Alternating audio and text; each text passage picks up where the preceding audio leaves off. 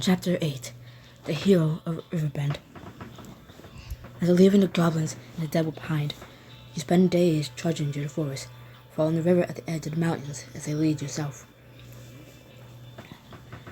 Just one more walk involved in adventure and I realized. Couldn't we have just gone straight east? It's just taking forever. Better around the mountains than over them. No risk of slipping and falling to your death down here. He's got you there. Ain't that right, elf boy? You steal my nicknames now, Arthur? Tara gives you an ever-suffering look. It is best to wait for the path in half hour. What's that? It's where Skull Vash and I were heading after we visited the Temple of Valera. Before the Shadow Court showed up. Nefara is the god of judgment, and the path from Nefara is the best route between the lower forest and the hissing sands. Her path is meant to serve as a reminder that though you head toward the land of dwarves, you still walk in the footsteps of the gods. It's also a warning to not let yourself be drawn in by the dwarves, for they do not worship the gods or the light. Your gods really don't like being ignored, do they? The other part, the Fenton does tend to be a little more strategic with these sorts of things, at least within the temple text.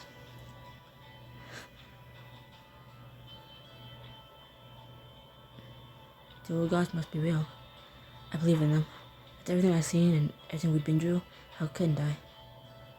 Hope you'll forgive me if I don't kid. I'm still hung up on the human sacrifice thing. That is entirely fair. That wasn't the gods, though. That was people claiming to act in their name. People who were wrong. That still doesn't explain the Watcher, though. He isn't mentioned in the temple canon, nor in the annals of the elves. He's still proof of the gods, though. He said we gave him this power, and we've seen what he can do with it. See, I understand the appeal to you gods, Alera, Zaius, and the like. You at least knew them, right, Tara? How old do you think I am? What Mao means is that you're afraid members in the Great War and the new gods who fought them. We do, yes. Most of them. Most of all, remember the world unspoiled by the ravages of war. But our deadwood is healing, and look at the forest here. It's beautiful. And I'm starting to recognize some of the plants. We must be getting near Riverbend.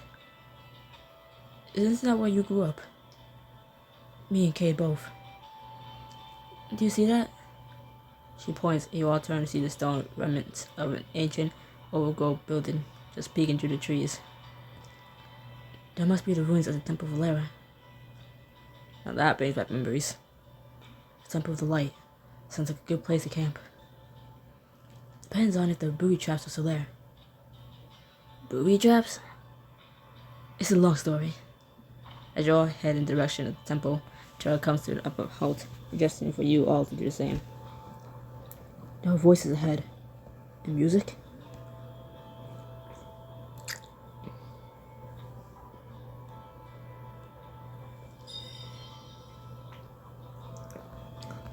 Using your superior elven senses, you focus on the sounds drifting through the trees. Here's the drunk in my place every night, you know?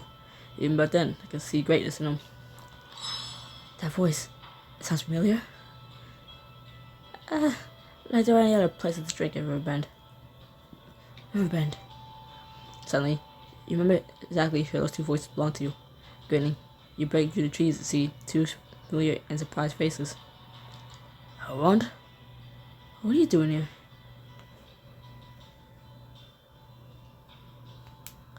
Your friends join you, and you take a look around the clearing, crowded with what must be half the village. Everything is decorated with lights and banners celebrating you. Look at that little rat. I just smiled right and everything. Can't believe you come home. Did you hear about the celebration? It's the anniversary of your victory. Oh goodness, that's it, eh? Wait till I tell everyone you're here. The hero of Riverbend returned. I thought people called you the hero of Morella. So did I. It's like the city to ignore where the hero is actually from. That's royalty, always claiming other successes as their own. He's not wrong. Suddenly, the happy buzz of the crowd comes to a screeching halt. The laughter turns to whispers up as people squint and glare at Aaron. For what? Why is the traitor here? You parading him around as part of your victory?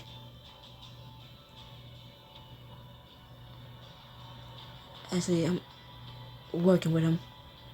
Working with him?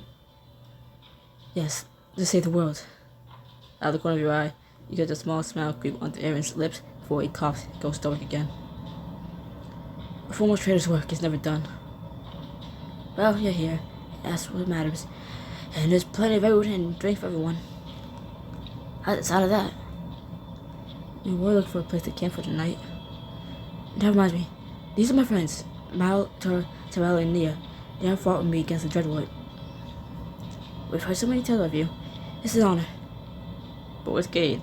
He's not. Oh no, Cade is fine. He's buried in books. He spends all day up to his elbows in texts, ancient texts and stories in the palace archives. He always like a good story. Maybe when he comes around, he'll actually have some new ones instead of telling the same 3 over and over. And what have you been up to, Avond? Haven't heard many tales of you since you defeated the Dreadlord.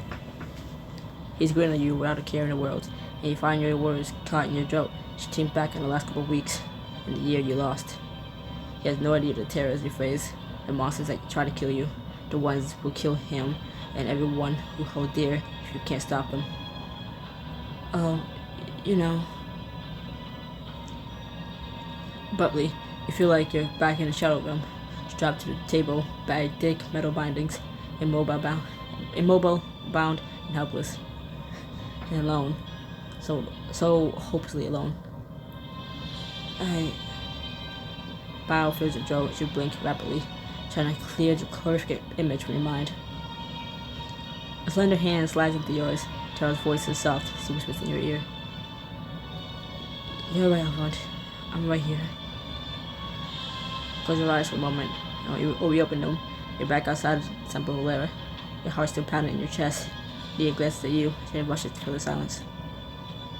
We've just been busy, that's all. I'm afraid none of us have done anything quite as flashy as fighting a legendary foe from the Dreadlord. Your eyes rise to the banners, grounding yourself by counting. Each one. Must have been an instant for everyone else, but for you, if like an eternity. Take a deep breath and pull yourself back to the present.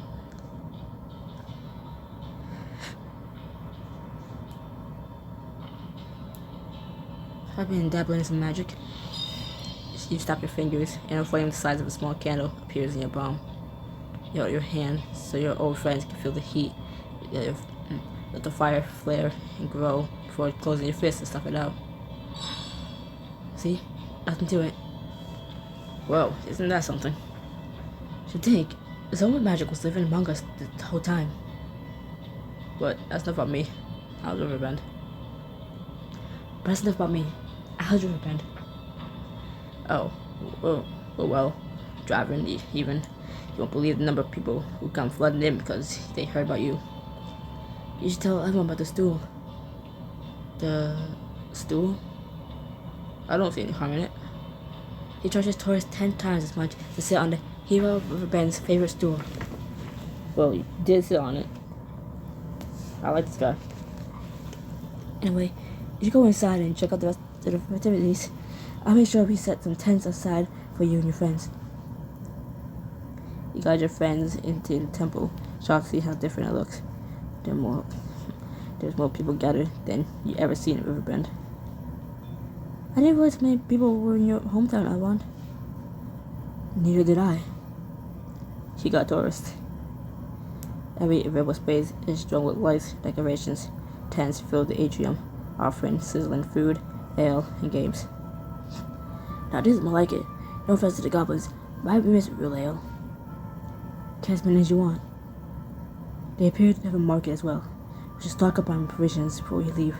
Aaron will help me. Must I? It's called being a team player, Aaron. We're working together, remember? Besides, I wouldn't put it past employees to take a swing at you after she's had a few. with Rover's eyes. Aaron goes off with Tyrell, while you, Mal, and Leah walk deeper into the temple. They must have put a great deal of time into fixing this place up. No kidding. Last time we were here, Edwards and his hounds had birds placed in rubble. They must have cleared out all the traps too. I don't miss those. And here I thought you were a master thief. Doesn't mean I want to sneak around a place where everything's trying to kill me. Doesn't mean I want to sneak around a place where everything's trying to kill me, kid. I at least need it to be a new place. Some variety, you know. This is same old, same old.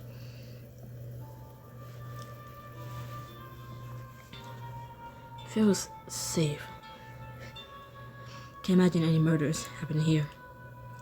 Well, as long as the prince and Tyrell don't stab each other while they're looking for supplies. They wouldn't. Who could feel like stabbing at a part like this? Tyrell could feel like stabbing anywhere else after being on the mount. I'm pretty sure that's part of elven custom. It's lovely to see a temple of light transform into something that brings happiness and joy to the people. Especially after wasting away for so many years. You know, this is where our whole journey started, in a way, where we became a group. It's true, if we hadn't come here, we never would have found out about the Shadow Court. And we never would have rescued Mal. That's not what happened. Isn't it? I remember pretty clearly. You've been captured by the Shadow Court. Strategically detained. And they were going to kill you. All part of my plan. And then we rescued you. You enjoyed my devious double cross, so I had to rescue you. To be fair, we rescued each other. Exactly. None of us could have done it on our own. We helped Mal. Mal helped us. I suppose. And I was in a tight spot. Your laugh pushed deeper into the temple, but you're abruptly somber. As you step into a familiar room. It was here. What was? Well, that's Ch8. Around. I know I got him back, but he went through so much. Maybe if I had been faster or smarter, if I just stopped and picked up the shard. Mal squeezes your shoulder, and he claps your hand. I know how you feel. I keep thinking about Scholar Vash. I've learned so much, and the light in me is so much stronger. If I had known then what I know now, I could have saved him. You can't think like that. Yeah, he'd be proud of you. Do you really think so? Yeah, you saved the world.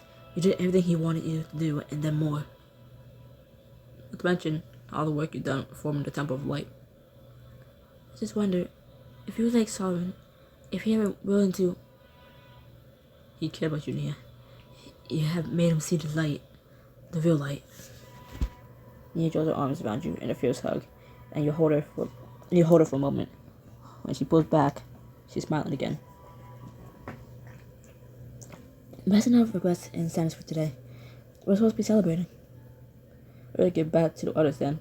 To want them to have a lot of fun. As you head back, you pass by a collapsed part of the temple, where you spot a carved stone tablet nestled among the rubble. Is that a low tablet with information about the old gods? But this is ancient Elven. Can you read it, Mia? Yes. We learned ancient Elven when we're very young in the temple, so we can study their stories, the shattered Fetman. But wasn't ancient Elven relic doing in a human temple of light near a tiny town like Riverbend? I don't know. This looks older than even the temples found in... This looks older than even the temples found in by over 3,000 years. I'm not sure Riverbend would have even existed. Could someone in the Elven Empire have gifted to them later? The elves are so guarded about what they share with the rest of the world. I can't say how many times Scholar Vash petitioned to visit on the mount, but they always turned him away. Not our elves asked for coming as Tyrell. Given how reluctant they were to even let us and our very forthcoming guide to the city, I'm surprised they don't lend out reading materials. I felt that this would have been the most precious possession of this temple. It seems very strange to leave it behind. Probably means it's worth checking out. The Watcher was created by the old gods. It'd be good to know more about them. Read the Lord Tablet to learn more about the old gods and earn bonus SP. I was thinking of just looking it up and then reading it to you, but I remember the only point I'm actually get these things is because they give XP and I want the XP. I don't want to spend diamonds and I don't want to read this shit, but I want the XP. And that was an instant 50 XP, so how much later in the book would I have to wait to get 50 XP? I only have 2 combat, so give it a fucking chain. Actually, wait.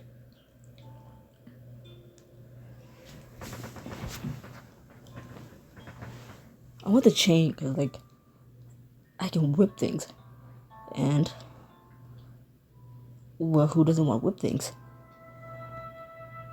Certain palm skin colored people like to do that to, darker people.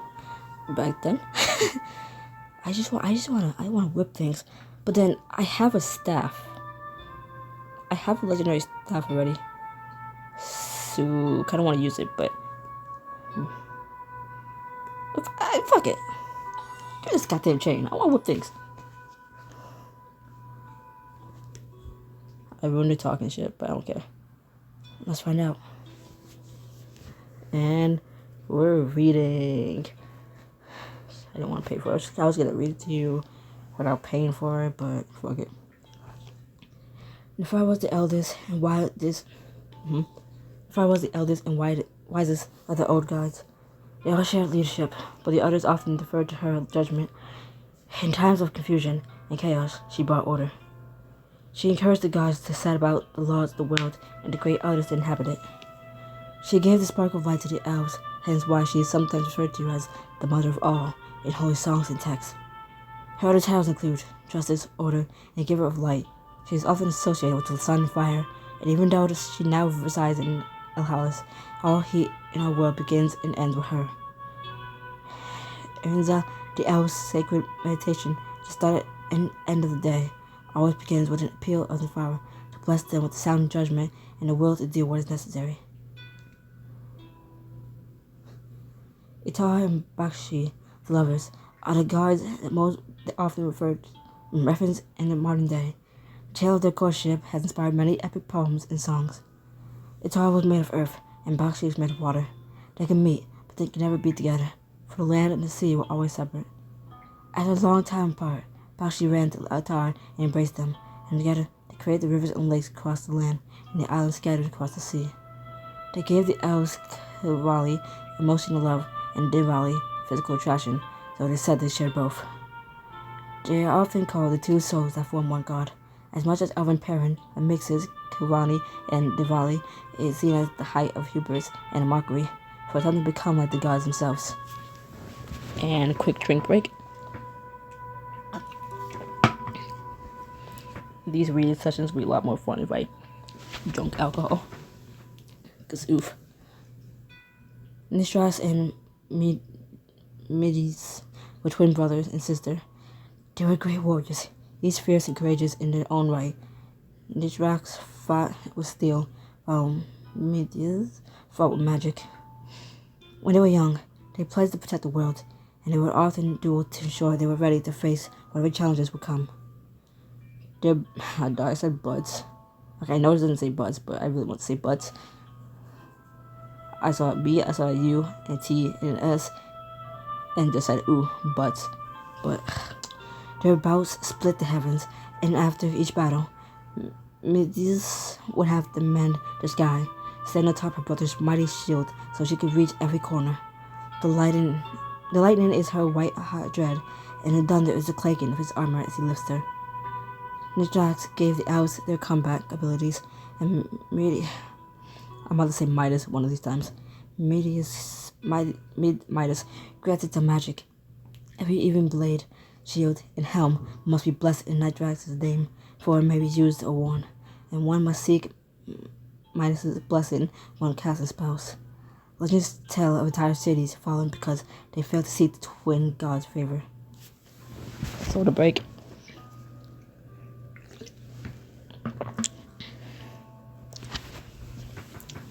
The mother of Gray's name has been lost to the stars, where she now resides. She valued all the creations, accepted everything in the world as it was. While she sometimes disagreed with the other 5 gods, this allowed them to create a better world for all. Shortly after the creation of the elves, she sacrificed herself to give them their long lives so they could see all the beauties the world had to offer. It is their sacrifice that makes her revered as Nefara, the true mother of all.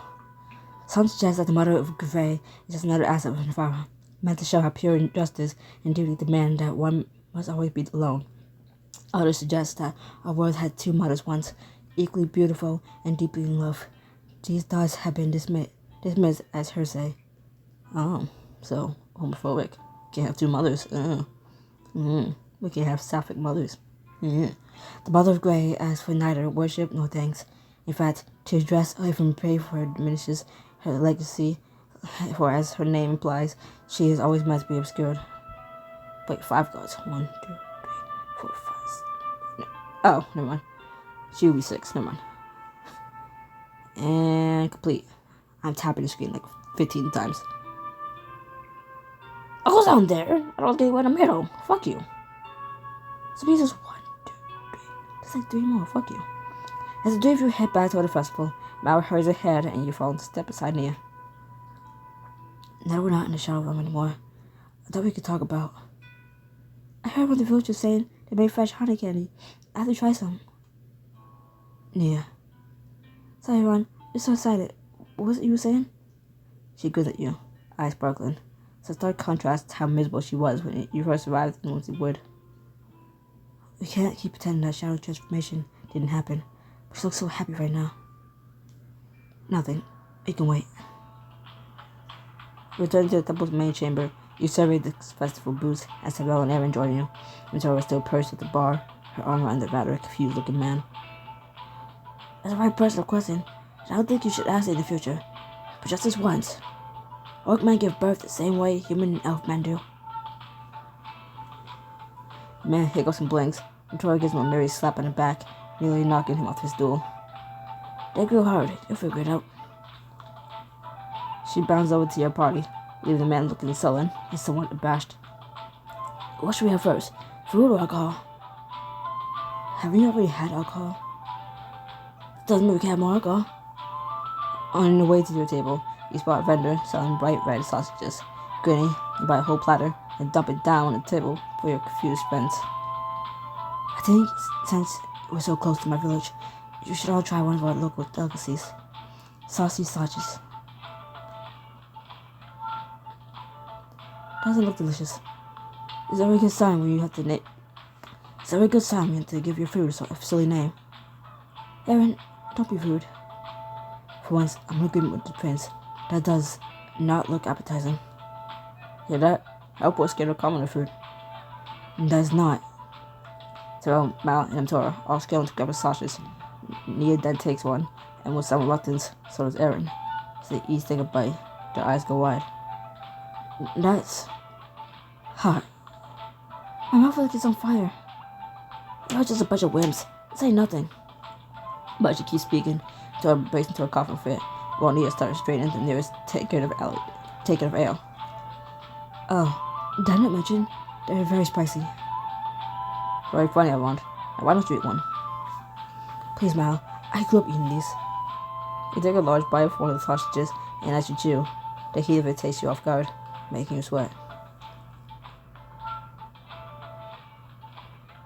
You frantically keep chewing, as if to make the spice fade, but keeping it in your mouth longer only increases the burn till the tears are leaking from your eyes.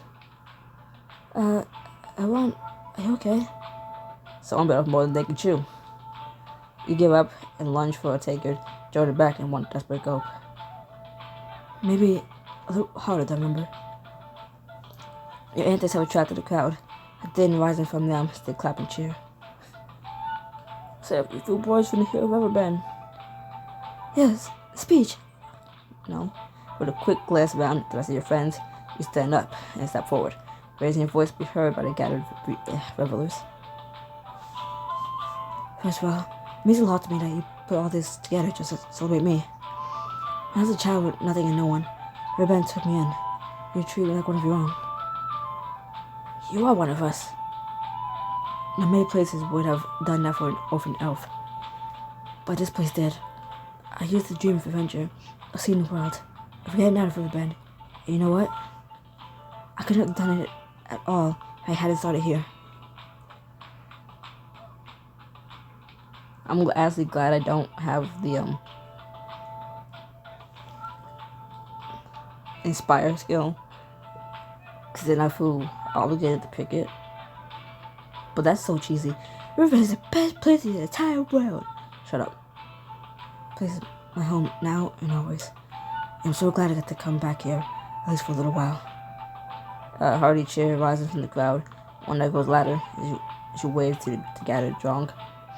You settle back down at your table, eating and drinking until your belly feels ready to burst. So nice to be able to relax like this. Seems like it's been forever, doesn't it? You said it, kid. It's a real problem saving the world. Not enough downtime. Well, we have some now, and I for one am going to enjoy myself. There's so many beautiful horses outside. I have to get a closer look. I'm not going to join me if you like, Elrond. I heard there's some sort of maze at the back of the temple with a huge prize for making it to the end, and I tend to win. I'm going to browse the merchant stalls for a bit, though I saw some interesting weapons and fireworks. I'm headed for the pie eating contest. Is there a pie eating contest? Of course there is. What kind of party doesn't have a pie eating contest? Personally, I'll get away from the crowds for a bit and go visit the fortune teller's tent.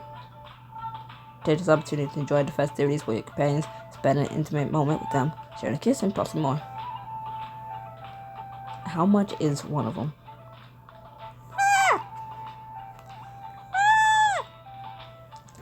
A gentle touch, lost together, the face and eye, boring, something sweet, sparks of passion. Just hit the bed. My neck, and up, and down. Fuck. You make your way to the vendors and the stalls. You find Tyrell watching the children run around with lit sparkles and small colorful fireworks. If I knew there was going to be children involved, I wouldn't have came here, Tyrell. And I'm just marveling over these eccentric devices. Do they not have fireworks on them out? Not like this. It amazes me that such wonders can be created around magic. It's just chemistry and black powder. Much better use for it than the cannons on a tow ship. Unless you're being chased by copters. One of the children sets off a firework and sprouts up into the air that explodes in the shape of a heart. What do you say? Want to give it a try? Take a firework from the stall and hold it out. I want to snatch it back when Tyrell prepares to ignite the end with magic. No magic. We do this all natural. If you insist. Tyrell takes a flint from you, using a spark from it to light the fuse on the firework. Ouch. The tube shoots up into the air, then explodes into a colorful shower of sparks that begin to fall and fade. But without magic, how would I do this? He raises his hand in the air, and falling sparks ignite once more, moving together in the bright ball of fire. Quickly, what would you like most to see?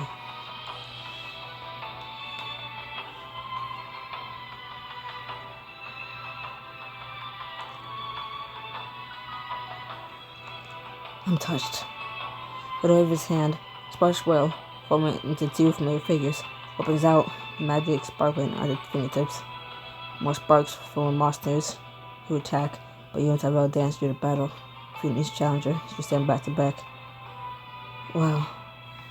The children jump and cheer, and as the images fizzle out, you and Tyrell can't help but smile. That was amazing. A faint blush darkens his cheeks and he clears his throat, turning back to the rest of the market. There are many other vendors out here to see. Shall we? You want to do the stalls, browsing the wares until you come to one. Till you come to one displaying weapons and various trinkets. Some of these displays are beautiful. Few places in the world could boost such craftsmanship. Riverbend is full of surprises. An intricate spherical puzzle box catches your eye, as does a dagger with a polished wooden handle and etching on the blade.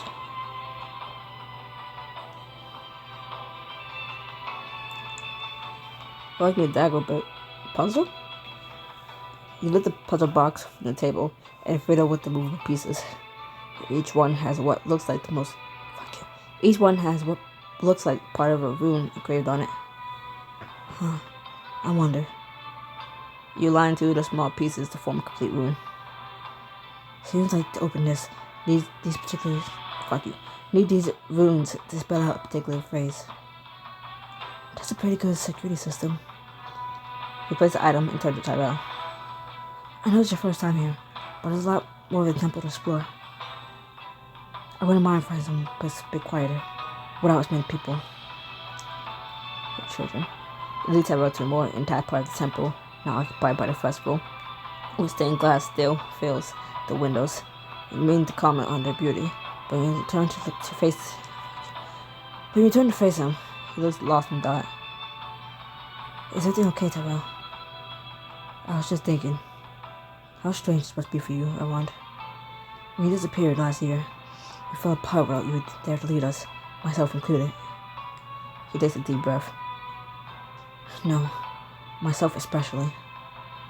You place a comforting hand on his shoulder, and he reaches up, covering it with his own.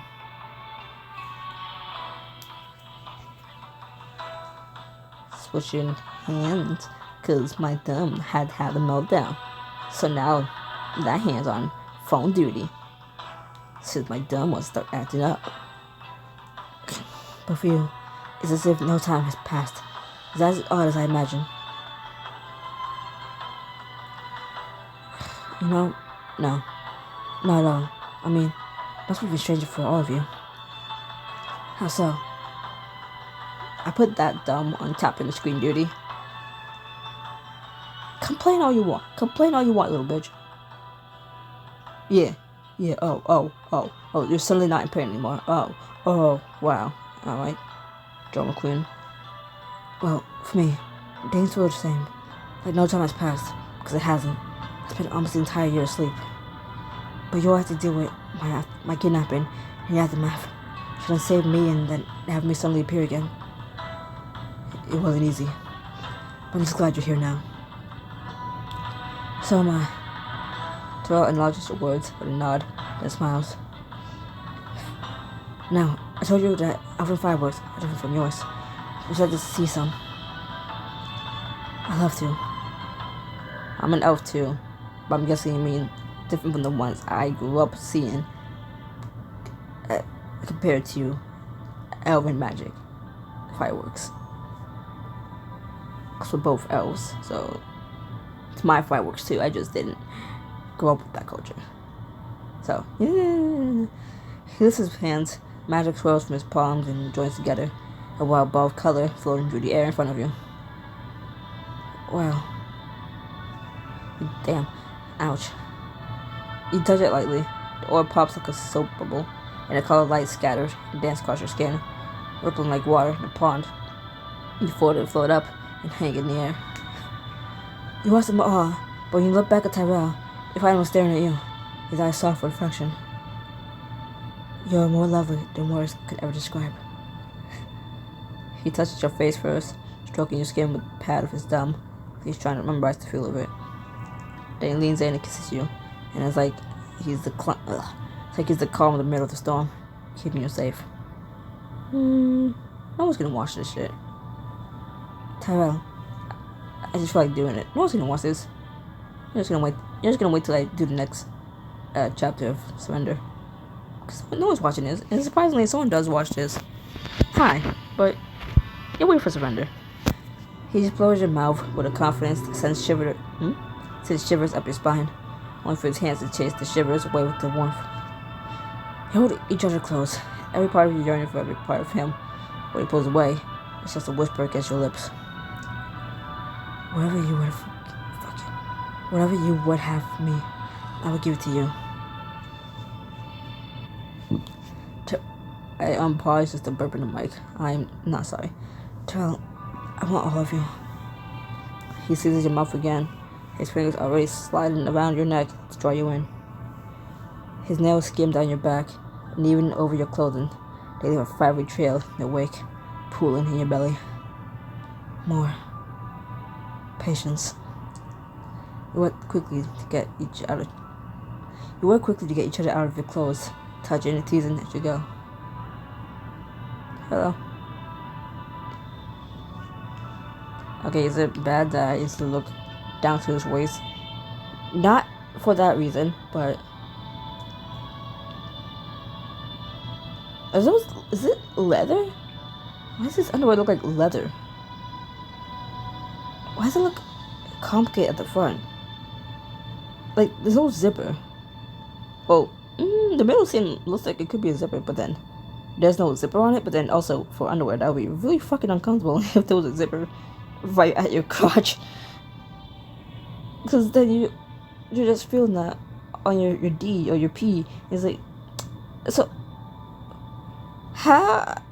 It's a flap. It's obviously like a little like slit to get it out, but like it looks sealed off, like it looks stitched up.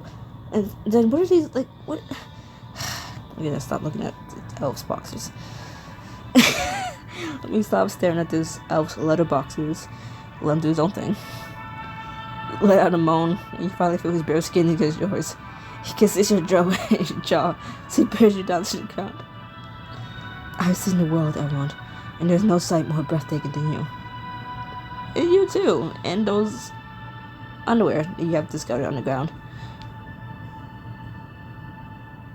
As I picked him up to try to figure out how to open, he just down a stroke over your sensitive skin as he chills kisses lower, and lower. Only to stop just beneath your stomach, smiling wickedly at you as he works his hand over you. Terrell. He springs up to capture your mouth in a desperate kiss. His hair cascaded down around you, shutting out the rest of the world. Every stroke leaves you aching with need, and you can't help but buck against his hand, chasing the sensation. I missed you so much. He dug at his hair as pleasure shoots over you, licking your skin like fire. He drives you right to the edge. Before you can topple over, he pulls his hand away. I need more. I need you. As I said, whatever you would have of me. His voice hitches with desire. He's telling you the truth. He wants you with his whole being, in every way. Terrell, take me. I have dreamt of this so many times I want, and I've woken wanting, aching. You need never ache again. You kiss him deeply, savoring the taste of him, before you turn over beneath him, barely holding in your desperate pants of need. He leans over you, his chest blazing hard against your back. You clasp against him, desperate for his touch. Thanks for taking account that I'm a guy, and that he would have to go, on top of me while I'm... hold on, rephrase. Thanks for acknowledging that my character is a guy and that I would have to be laying on my stomach, not my back, because there's other stories I've read where my character is a guy, and it kind of makes it seem like the other person, who's a guy, is at the front of me, which wouldn't make sense. I mean, it would, but let's just assume that Choices isn't doing the complexity of different... all genders can have different parts.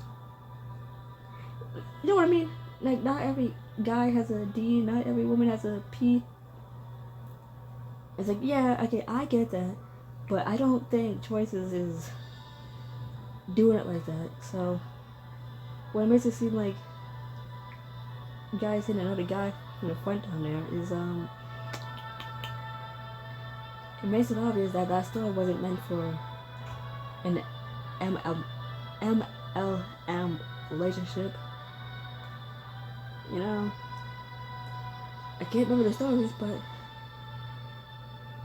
I can't remember the specific stories, but I know they had done it like that. Was like, so how is this working? The way that it's describing in those books, it's like, how is it working when it's two guys? I don't think it works like that with two guys. This one takes time to acknowledge that you are flipping over. How, what? The Elementalist? I can't really remember it saying we flipped over for Beckett to be on our stomach. It kind of had us on our back. I remember that at least. It had us on our back when we took in Beckett. Which again, didn't make any sense, because how? So, thank you. What is this book called? Bolus. He leans over you, his chest blazing hard against your back. You collapse against him, desperate for his touch. I was holding on that screen for so damn long. My thumb hurts again. I was holding on to the screen because I let go. It's gonna switch scenes before I read it. So I made a mistake. Motherfucker. Stop ranting. Just read. Please, Tyrell. I need. He slides his hand around to your front, and even the slightest touch sends you reeling. You reach back to clutch at his neck. See?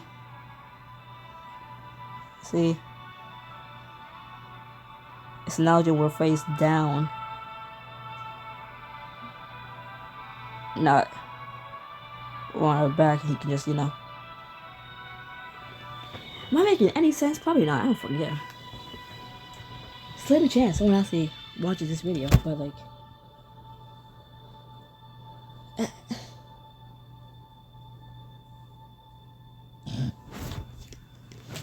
ow. Then he brings his body flush to yours, and it's like he's the only thing anchoring you to reality. What? I'll give you everything you want more, for eternity and millennia after that.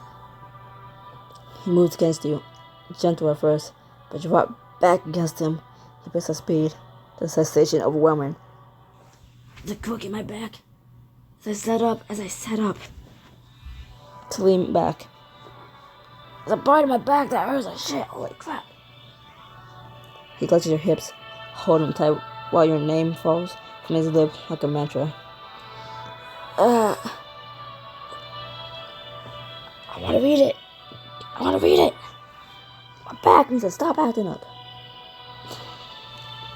My back acted up more than fucking you. Stop it. Armand, exquisite, perfect. Armand, celestial, dear brother. I miss every interview, every breath, He trails off as your bodies move faster, the pressure building between you with every shift. Digging fingers into the stone beneath you as you chase that high till it becomes too much to bear. Tyrell, the pain in my back. The lights of Tyrell's magic still glisten all around you. Sparkling bright as you lose yourself for him.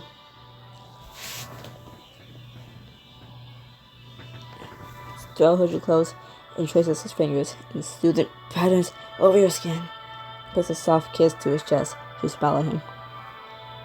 Looks like we made it. Looks like we made some fireworks of our own. Indeed, and ours are far better than any black powder or magic could ever be. I couldn't agree more. Can one of you come rub like the knot out of my back? Because I can't sit still. You lay with your head pillowed through his chest for some time before you get dressed and return to the festival. No. Your eyes are heavy after all the excitement of the day. You head back to your tent to get some rest, because I'm not doing that again. I'm gonna be back in the 300s. If I spend another 25. This morning, get outside the Temple of 11 with your friends, getting ready to set off. I had the perfect diamond amount. I have 420 diamonds. Oh my god.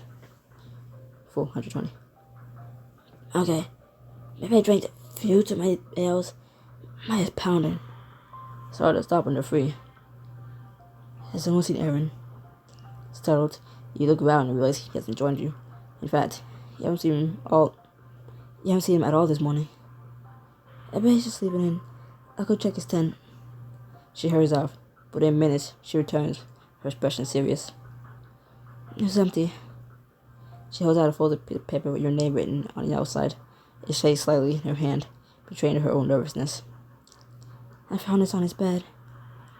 With everyone watching, you open the letter and skim the neatly written words. Dear one, I apologize for leaving so abruptly, especially without saying goodbye. I know you have questions. First off, the way you have welcomed me and has meant the world to me. You had every reason to reject me. Yet you made me feel like I was worthy of peace. You made me feel like I was worthy of a place at your side. But I'm not. I have a great deal to ponder. The actions of my past and my future. What I was, what I wish to be now. Has become worthy. As much as I wish I could continue on with you, I'm afraid that until I figure this out, I will only be in your way. I know if anyone could beat the Ash Empire in the realm, I say the realm, is you. Once I've learned who I'm meant to be, if for some reason you do wind up needing my help, I'll always be there for you. I want always. Aaron. He's gone. This sad betrayal only twists tighter as you remember every time you offer him a second chance. Every time you promised him he can be better. Fool me twice. That bastard. I will find him and drag him back by the scruff of the neck. Let him run. He's always going to disappear on us when we need him anyway. Evan, what do you want to do? I think he needs time. Think back over every conversation you had with him since you reunited. The sorrow and regret in his eyes, the hesitation in his words. Damn! He's been through a lot in the last year. Makes sense that he needs some time to think. He said he wants to redeem himself, but maybe he's just not realizing what that means and how much work it'll take. It looks as if he's already made his choice. He says he'll come back if we need him. I'll believe it when I see it. He took the time to write this letter. There's no reason for him to lie.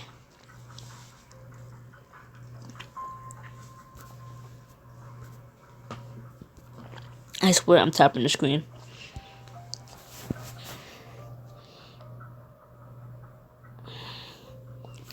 Also, that was unrealistic that he would stand next to Tyrell without Tyrell raising one of his swords at his head. Forcing yourself to stop thinking of Aaron, you take a moment to look over your companion's backs. Now, we got a long road ahead. To have everything we need to make it to Zerenden. Like what?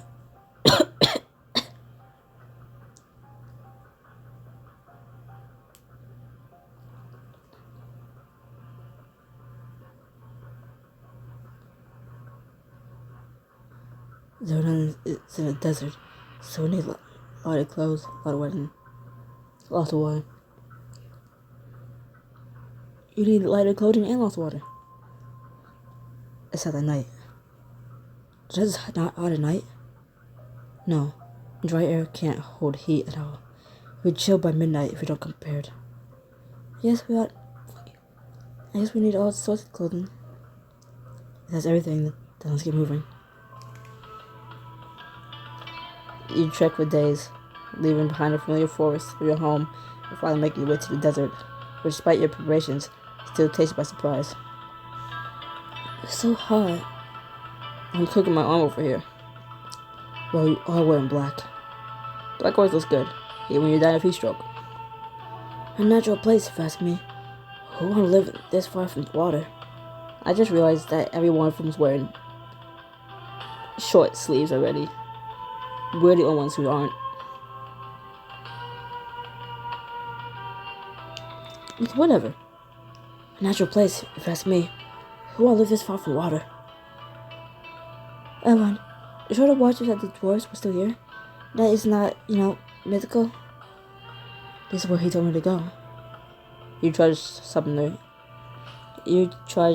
along, legs aching, till you finally crest a massive dune that should give you a view of the whole landscape.